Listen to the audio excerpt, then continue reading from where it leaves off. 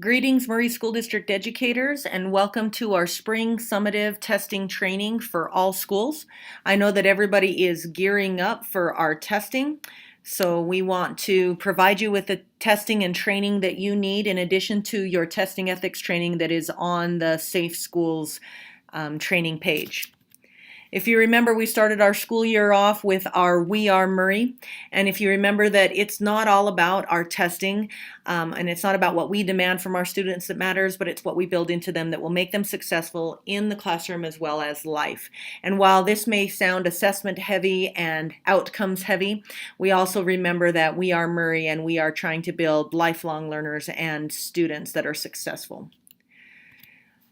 Our school goals, our district goals for 2022 in terms of outcomes are to be at, in language arts, 64% proficient. In math, 66% of our students proficient, and in science, 67% of our students proficient. As you can see, this is where the yellow is where we are currently rating and scoring, and the difference in that score compared to where we need to be in 4 years. Now, I know that many of you have seen this and all of our school improvement plans that your administrators and building leadership teams are writing them in this 4-year plan in mind. So if you haven't seen that or you're not a part of that, make sure you talk to your school administrator or a member of your leadership team. Now, why all of this assessment? Well, SAGE data, as well as all of our formative assessment data that we give to our students, helps us make really good decisions. If kids don't give each test their best effort, then we don't have the information that we need as teachers to make the best decisions about what kids already know and what they still need to learn. And we really want kids to perform their best. Now, how do we ensure that they're going to do and try their best on all of our assessments? We always hear that our students are just guessing on the SAGE assessment or on any other assessments, but we really want students to give their best effort so that we are giving them the right instruction, because we want to give kids a win. This is an acronym for what I need as a student. Learning happens when, as a student, I get what I need, I am met where I am, and I am supported in all that I do. And if I am able to do all of those things, if I am able to receive all those things, then I will get a win as a learner. If I'm able to get this path as a learner and I'm met where I am, then learning and optimal success will happen. And SAGE becomes not just another high stakes test, not at all, but rather just a demonstration to show what I know. As part of our accountability from the Utah State Office of Education, it's our obligation to make sure as educators you know how performance will be measured. In the past, you know that we get points based on proficiency and growth. And from these pie graphs, you can see that the stakes have changed just a bit. In elementary and middle schools, you'll see proficiency and growth, of course, but you can also see that our English language learners on their language assessment, as well as the growth of our lowest 25% of students, account for 17% of our school performance.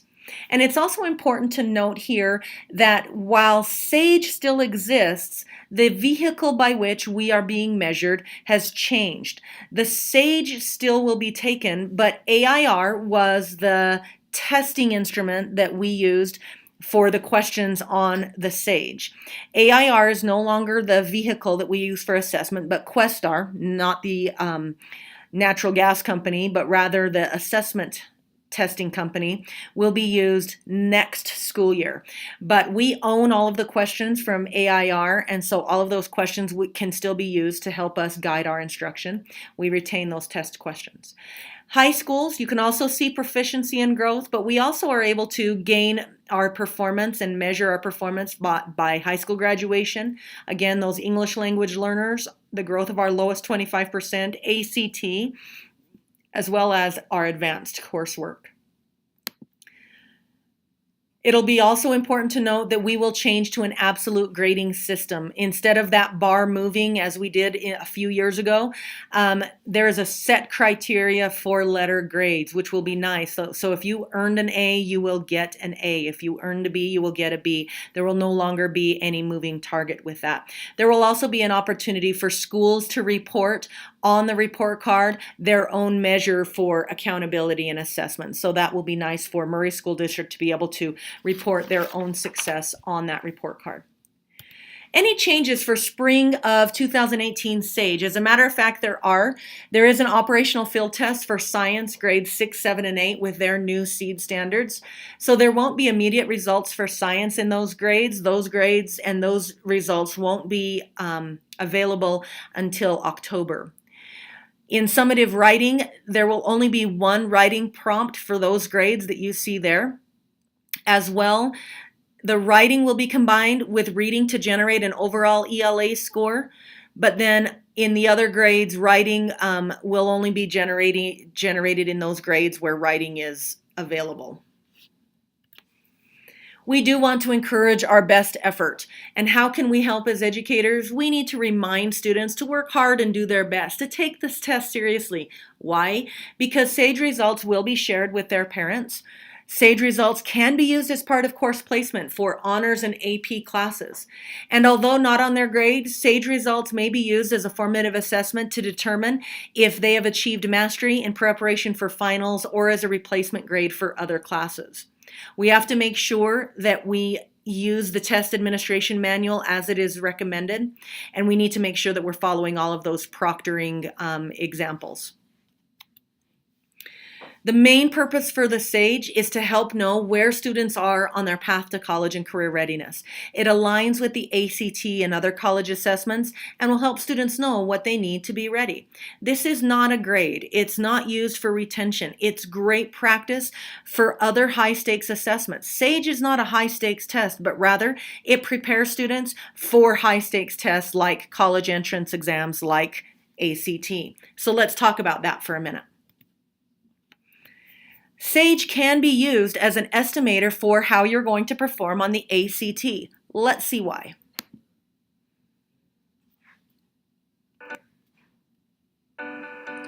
Let's talk for a moment about the SAGE test, what it is, and what it means for students in middle school. Did you know that when a student takes a serious approach on this test, it can estimate how well they will do on the ACT in high school? How do we know this? We took the SAGE scores of 8th graders from 3 years ago and compared them with their current ACT scores, taken their junior year. Guess what? Their SAGE scores reliably estimated how they would do on the ACT. The SAGE test is based on the Utah Core Standards. Those are the things that prepare students for careers in college. If you know the standards and can demonstrate them on the SAGE when younger, then you are already preparing to take the ACT in high school. So why would a middle school student care about this? Because time's on your side.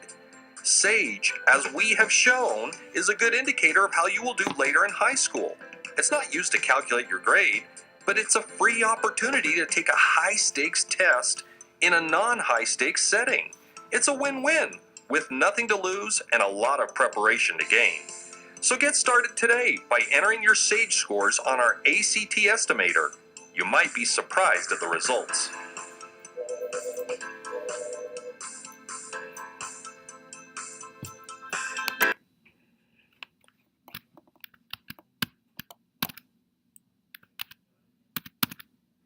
Our thanks to our friends at Washington County School District for preparing that video. So let's go into that estimator.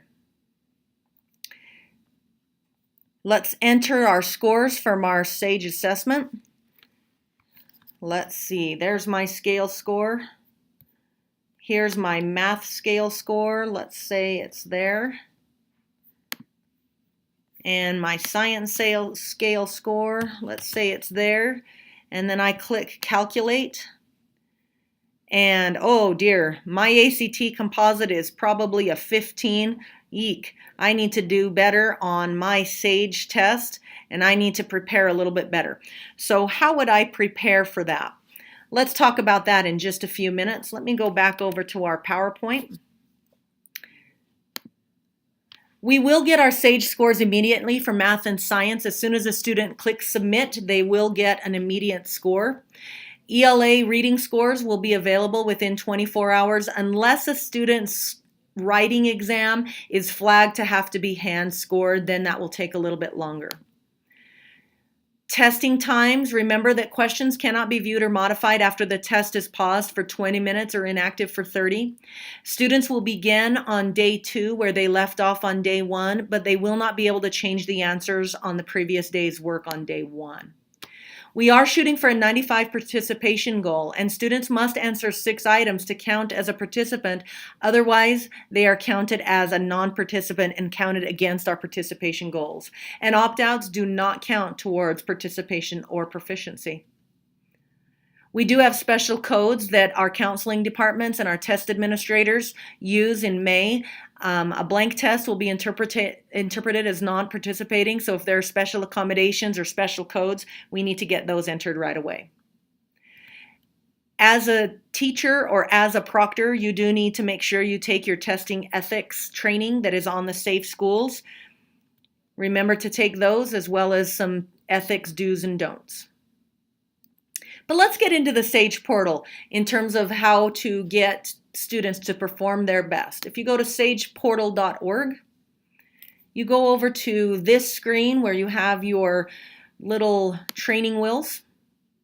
And if you go into this training and practice test, there are different standardized tests that you can take, but we want to go into the open test. There's not a limit on how many times a student can get in here. It's not going to give you any test data that you can use, but it's rather to have kids get used to the SAGE environment. So we're going to select a grade. Let's go to 7th grade and then click yes. These are the different tests that are available. So we're going to go into math. These are the different accommodations that are available. I'm just going to scroll down and click select. This is the summary of that. Click yes again. We're going to check this speaker button. This text is being read aloud. And that voice is Alex. You can change that to Fred, Samantha, and Victoria if you want to.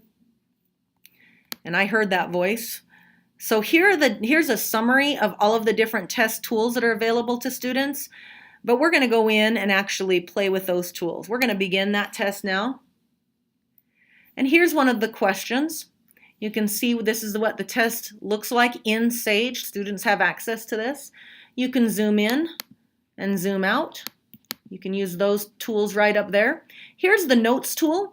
If students have stored in their short-term memory perhaps some formulas like area equals length times width, perhaps, or maybe they need a little positive reminder that I am awesome, I can do hard things. If they click save and close, for all of the questions further in this session, they can go into their notes for the next question and that same note will be there for them. In this case, the calculator is available for them to use. There are some parts of the test where the calculator isn't available. The dictionary is available for them. If they need to know what factor means, they would open up the dictionary. They would type in the word factor, and they could find the definition of that there. Masking is a tool that they can use where they can cover up unnecessary information. In this case, there's not a lot of unnecessary information. Perhaps in the writing or reading section, they might need to cover up unnecessary information. They would use the masking tool there. I'm going to uncover that. This menu button here provides a bunch of others. They can mark this question for review to come back to later. And remember Alex that we met earlier? That's when we can speak the question. Factor 6x minus 9. A. 2 times open parenthesis 3x minus 9, closed parenthesis. B. 3 times open parenthesis 2x minus 3, closed parenthesis. C. 3 times open parenthesis 3x minus 2, closed parenthesis. D. 6 times open parenthesis x minus 9, closed parenthesis. So on any of the test selections, if it's a reading test where reading is being tested, that speak question won't be available for students to use.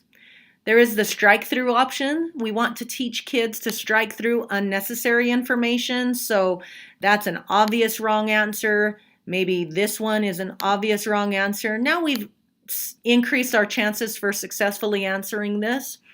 And I'm going to select this as the, oops, better take off that strike through. Oh, it's not letting me get out of that. Okay, I'm going to select the right answer and I'm going to go on to the next one. Again, I'm going to open up my notes. There they are. They're available for the next question.